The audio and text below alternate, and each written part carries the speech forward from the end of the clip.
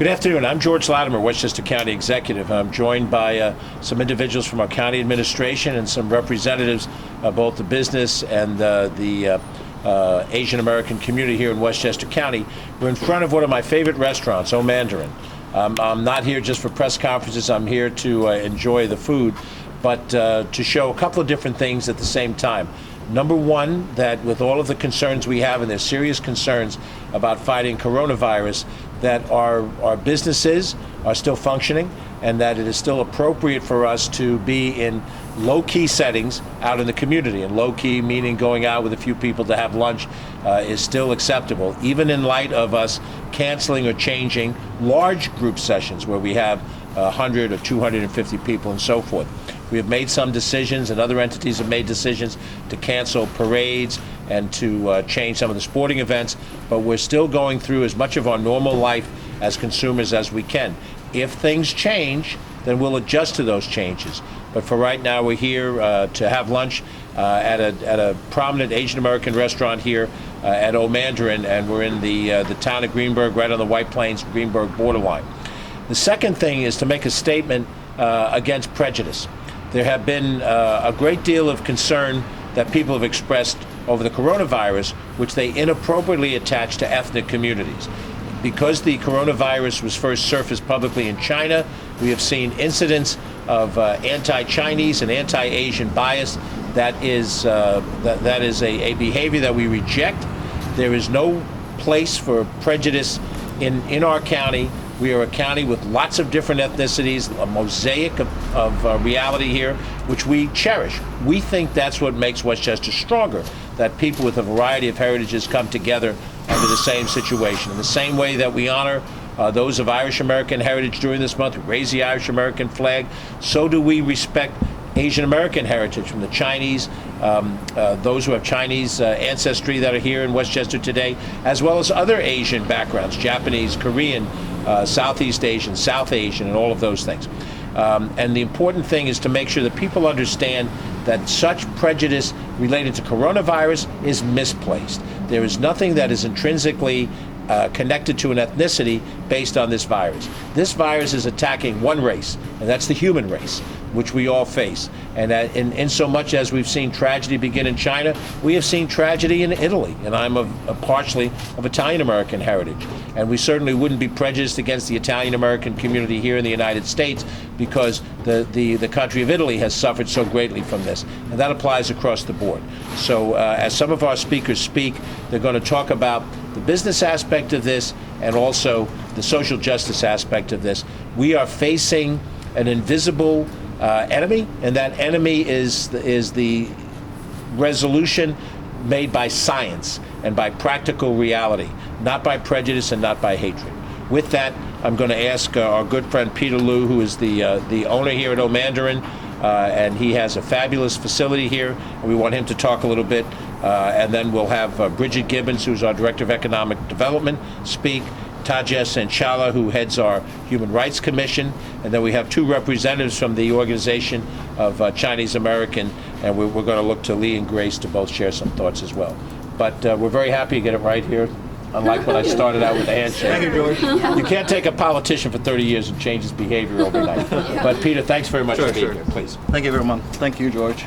As a Chinese and a Chinese local business owner, I've been owning business in Westchester over 10 years. And for the past, I would say, since the beginning of the virus happening in China, I've experienced a lot of behavior, discrimination behavior from the restaurant. I don't think this is right for Asian community in local, in general. We pay taxes. We doing the same thing with everybody, and we are supporting all sort of local government, and we should be treated the same as everybody. And we don't carry a virus. We're working hard, earn our rights to be in this place.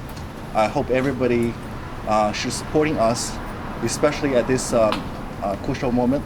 I urge everybody shop locally, spend locally, and hopefully this thing, I'm pretty sure with the government, we'll go through this tough time, and we can go together, and I think it's coming along. Somebody else want to say something? Yeah. I'll do the other introduction too. Thank you very much, and we look forward to joining you for lunch in a second. We've been joined by our Deputy County Executive, Ken Jenkins, who's with us here. We have this sort of eating tour that we're doing. What's going on? Bridget Gibbons is our Director of Economic Development, and she has worked particularly hard in small businesses and growing businesses. I mentioned that specifically because Westchester County economic development for many years was thought to be primarily focused on getting major U.S. corporations to relocate to Westchester. And if you go back over the last 50 years, we've had that success. And we're still home to IBM, PepsiCo, Regeneron, which built up in this county, MasterCard is here, and we've had many other major corporations here. But small is the new big. And Bridget and the people that work with her have been working very hard in developing incubator opportunities for businesses that start out as one person and an idea through Element 46. Through other efforts here, I worked with local chambers of commerce, and I wanted Bridget to talk a little bit about the economic realities of what we're facing and how we move forward with small businesses. Bridget. Thank you, George. Thank you, County Executive. So there are 35,000 businesses in Westchester County, and 30,000 of them are small businesses, so less than 50 employees. And providing relief in this environment to those business owners is a top priority for the County Executive. In that vein, I've been having conversations with the Westchester County representative at the Small Business Administration. And our discussions, I was informed about the possibility for small businesses to receive assistance for economic loss due to COVID-19. It is our understanding that small businesses that have suffered substantial economic injury as a result of COVID-19 may be eligible for financial assistance from the U.S. Small Business Administration and may be eligible for the SBA's Economic Injury Disaster Loan, EIDL program. And EIDL can help meet necessary financial obligations that a business could have met had the disaster not occurred. Details of eligibility for and the administration of this assistance program from the SBA are still being worked out. In addition, we are working closely with local community partners to explore the possibility of a program to provide relief to small businesses here in Westchester County. This could involve low or no interest loans or grants. We'll make another announcement after we have the final details of both the SBA program and our local program, and we'll post those to our website. Thank you. Thank you. When we're finished with our speakers, we'll open it up to questions for all of us, and then if you want to interview any of these individuals, that's probably the more interesting part of the story. We'll be happy to do that. Next, I'm going to ask Tejas Sanchala, who is our head executive director of our Human Rights Commission, to speak. We created 20 years ago, in what was at the time a controversial law, a Human Rights Commission that had some teeth in it, the ability to adjudicate cases, levy fines, because we wanted to show that we don't tolerate prejudicial behavior in business or in other affairs. At the time it was controversial, but over the course of these 20 years, it's become part of our effort to try to deal with hatred whenever it shows its face in the county. And there are things that you can do, and there are things that we should do and must do. And so we're very happy that Tejas is with us. He played a critical role before he became executive director over many years, and now in this role with his team and our commission, headed by Reverend Doris Dalton, who is an Asian American. We're very happy that we've got Tejas at the wheel to help us chart through some of these waters. Thank you. Thank you, County Executive. In the wake of coronavirus, there have been numerous instances reported of discrimination and bias against Asian Americans nationally and abroad. The Commission denounces all acts of bigotry and prejudice. Fear does not excuse discrimination and xenophobia against anyone. The Commission has reached out to leaders in the Asian American community, like Grace and Lee and Peter, and has been asking people to contact the Human Rights Commission if they are aware of any instances of prejudice or bias against anyone in wake of coronavirus. People can contact the Human Rights Commission by phone at 914-995-7710 or by email at humanrights@westchestergov.com. Thank you. And finally, I had mentioned, sort of in passing, throughout this conversation that I trace my ancestry back to Italy and Ireland. And when I have heard stories from my grandparents' generation, long gone, my parents are long gone, they would tell stories that they had heard of the great-grandparents who were the immigrants in my family who came from Italy and came from Ireland over 100 years ago, and the stories of prejudice that they faced as immigrants to this country. And the stories are equally as horrifying as the things you hear about in the current day. And I think that for those of us who are third, fourth generation Americans, we forget that our roots are immigrant, and that there was once a time when almost every population that came to this country were prejudiced against. So for us to repeat that prejudice now against other groups years later is really horrific, and it also sort of undermines our own individual family stories. That if my great-grandfather from Italy or my grandfather from Ireland were alive, they'd be horrified to know that their descendants are now reflecting the same prejudice against other immigrants to this country. So both Grace and Lee have committed themselves individually amongst their business and their family lives to also work on behalf of their ethnic community. And they're very proud of their Chinese American roots, and they're very proud on behalf of all Asian ethnicities as spokespeople. So we'd like them both to share some of their thoughts at this time. Would you? Sure. Thank you. This is Grace. We are from OCA, as the Asian American Pacific Islander Advocates. We're from the Westchester Hudson Valley chapter. I want to thank you, County Executive and his office, come out to support Asian American community and local business. It's really showing an encouraging gesture in light of these difficulties and the incidents happened in the past few weeks. I think. I would also like to echo what County Executive just mentioned, is that we really cherish all the rich diversities, different cultures, and appreciate all the inclusiveness that this community offer. And as the Asian American Advocacy Organization, we don't tolerate and we condemn any kind of bias, comments that would trigger or spark any anti-Asian sentiments or lead to some very harmful stereotyping of Asian Americans, and potentially maybe cause some of these unjustified discrimination towards Asian Americans. So I think in this time of those pandemic, it's really important that we all work together, no matter what ethnic groups are coming from, that we will seek those factual information and clear guidance to keep ourselves and all our families healthy and safe. And I do believe with all the strong support from the local governments and the strong leadership from them, we can come out of that this crisis. So thank you, everyone. Thank you. Thank you both.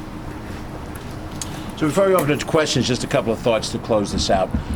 You know, I think we're in a period of crisis and in a period of instability, and most of us react differently to stress and to that uncertainty that comes from dealing with this. We don't know where this virus crisis will lead to.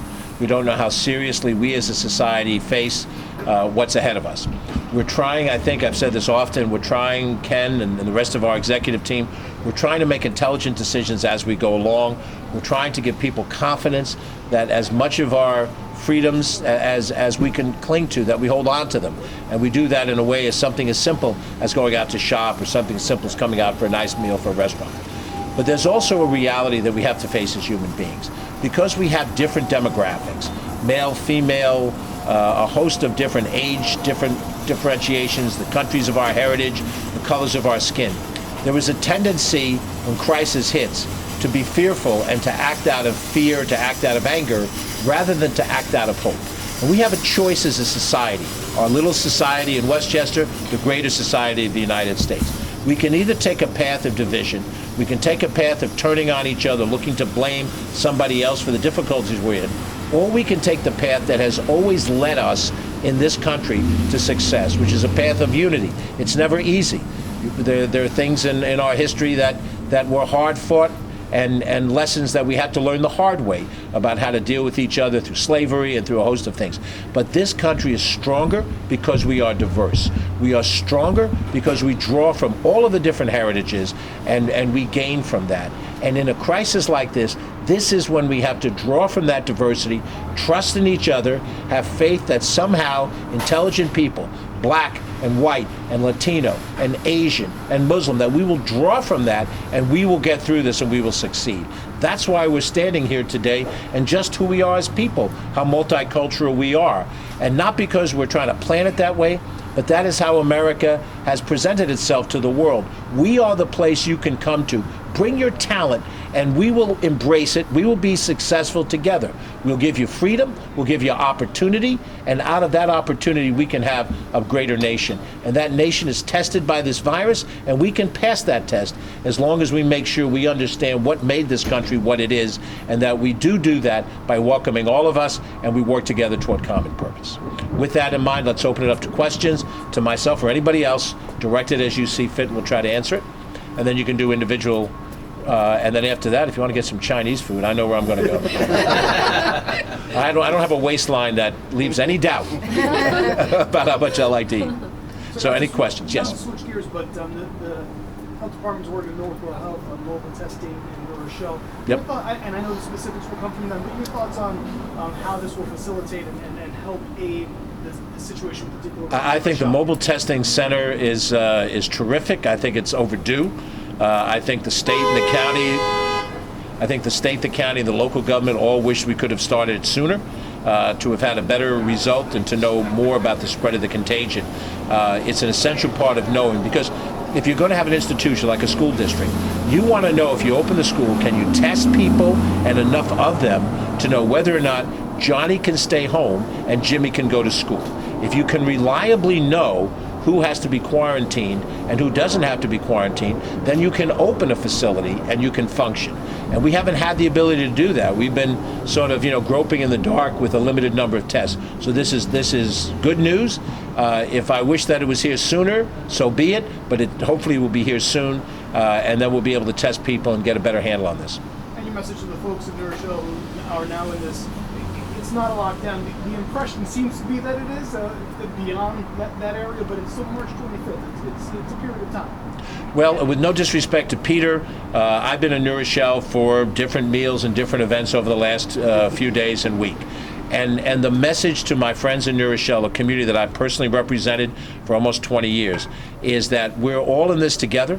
We have faith in the people of New Rochelle as we have faith in the people of every community in this county. We were in Bronxville a couple of days ago, and there was an emphasis on Bronxville because the hospital that was the primary care place for the patient that was first affected by this, the index patient, has created some pull on Bronxville.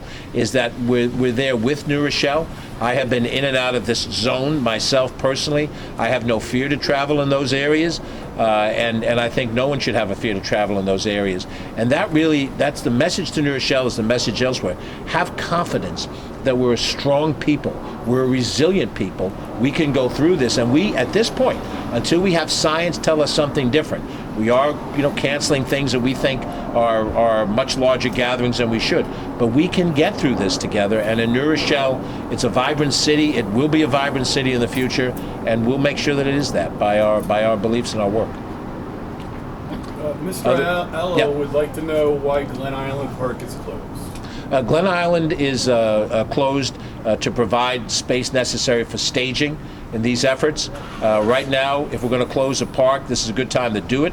The beach is scheduled to be open sometime around Memorial Day, and we hope that that'll happen. The Harbor Club, which is a catering hall, is not closed at this stage of the game, so you can access Glen Island for the purposes of that club. If there are any changes, we'll make that known. But Glen Island itself is being used as a staging area, and we hope effectively so, given the size and space we have available. Thank you. Any other questions? If there aren't, please feel free to interview Peter and Grace and Lee and Ken, of course, Tajesh and Bridget, if you'd like. And thank you for coming out, and thank you for helping to get the message out to the folks that follow your media. We appreciate it.